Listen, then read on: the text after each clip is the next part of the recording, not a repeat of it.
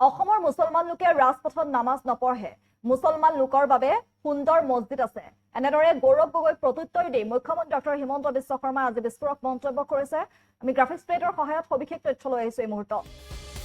আৰু গৌৰৱ গগৈক এবাৰ প্ৰত্যুত্তৰ দিলে মুখ্যমন্ত্ৰী ডক্টৰ হিমন্ত বিশ্ব শৰ্মাই অসমৰ মুছলমান লোকে পথত নামাজ নপঢ়ে গৌৰৱ গগৈৰ হৈ ক্ষমা প্ৰাৰ্থনা মুখ্যমন্ত্ৰীৰ ওয়াকফ বিধেয়ক সন্দৰ্ভত গৌৰৱ গগৈ যি মন্তব্য কৰিছিল সেই মন্তব্যক লৈ প্ৰতিক্ৰিয়া ব্যক্ত কৰিছে মুখ্যমন্ত্ৰীগৰাকীয়ে গৌৰৱ গগৈ কৰা মন্তব্যক লৈ লজ্জিত মুখ্যমন্ত্ৰী ওয়াকফ বিলৰ সন্দৰ্ভত গৌৰৱ গগৈ যি মন্তব্য কৰিছিল সেই মন্তব্যক লৈ লজ্জিত মুখ্যমন্ত্ৰী পদপথত নামাজ পঢ়াক লৈ মন্তব্য কৰিছিল যেহেতু সাংসদ গৌৰৱ গগৈ আৰু সেই মন্তব্যৰে আজি প্ৰত্যুত্তৰ দিলে উল্লেখ কৰিলে মুখ্যমন্ত্ৰীগৰাকীয়ে যে পদপথত নামাজ নপঢ়ে মুছলমান লোকে সুন্দৰ মছজিদ আছে মুছলমান লোকৰ বাবে সুন্দৰ মছজিদ আছে তাত নামাজ পঢ়ে মুছলমান লোকে অসমৰ মুছলমান লোকে পথত নামাজ নপঢ়ে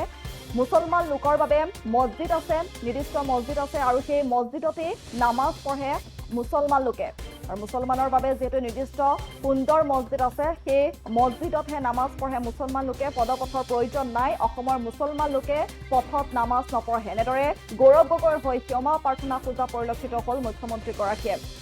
আৰু ওয়াকফ বিলৰ সন্দৰ্ভত গৌৰৱ গগৈয়ে যি মন্তব্য কৰিছিলে সেই মন্তব্যৰ প্ৰত্যুত্তৰ দিয়া পৰিলক্ষিত হ'ল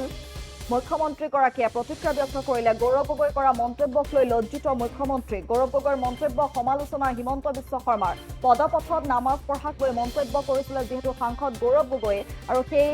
মন্তব্যৰে প্ৰত্যুত্তৰ দি মুখ্যমন্ত্ৰীগৰাকীয়ে ক'লে যে পদপথত নামাজ নপঢ়ে মুছলমান লোকে মুছলমান লোকৰ বাবে নিৰ্দিষ্ট মছজিদ আছে মুছলমান লোকৰ বাবে সুন্দৰ মছজিদ আছে সেই মছজিদতহে নামাজ পঢ়ে মুছলমান লোকে পদপথৰ প্ৰয়োজন নাই মুছলমান লোকৰ বাবে নিৰ্দিষ্ট যেহেতু মছজিদ আছে সুন্দৰ মছজিদ আছে সেই মছজিদতহে নামাজ পঢ়ে অসমৰ মুছলমান লোকে পথত নামাজ নপঢ়ে এনেদৰে গৌৰৱ গগৈক এক প্ৰকাৰে প্ৰত্যুত্তৰ দিয়ে গৌৰৱ গগৈৰ হৈ ক্ষমা প্ৰাৰ্থনা খোজা পৰিলক্ষিত হ'ল মুখ্যমন্ত্ৰী ডক্টৰ হিমন্ত বিশ্ব শৰ্মাই আজিৰ দিনটোত মুখ্যমন্ত্ৰীগৰাকীয়ে সেই কি মন্তব্য কৰিছিলে সেই মন্তব্যটো এই মুহূৰ্তত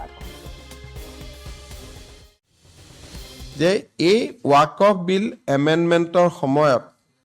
অসমৰ এজন সংসদে যি বক্তব্য দাঙি ধৰিলে যে ৰাস্তাতে নামাজ কৰিব দিব লাগে এজন সংসদে যিটো ক'লে যে স্বাধীনতা সংগ্ৰাম যেন হিন্দু মানুহে কৰাই নাই এটা বিশেষ কমিউনিটিহে কৰিছিলে এই যিবিলাক তেখেতে সদনত বক্তব্য দিলে মুখ্যমন্ত্ৰী হিচাপে মই নিজেই লজ্জিত অনুভৱ কৰিছো অসমৰ মুছলমান মানুহেও নিবিচাৰে ৰাস্তাত নামাজ কৰাটো ধুনীয়া মছজিদ বনাইছে তেওঁলোকে মছজিদত নামাজ পঢ়ে অসমত কোনেও ৰাস্তাত নামাজ নপঢ়ে যিটো বস্তু মুছলমান মানুহেও বিচৰা নাই তেওঁ তাতকৈ এক্সট্ৰিমত গ'ল দ্বিতীয়তে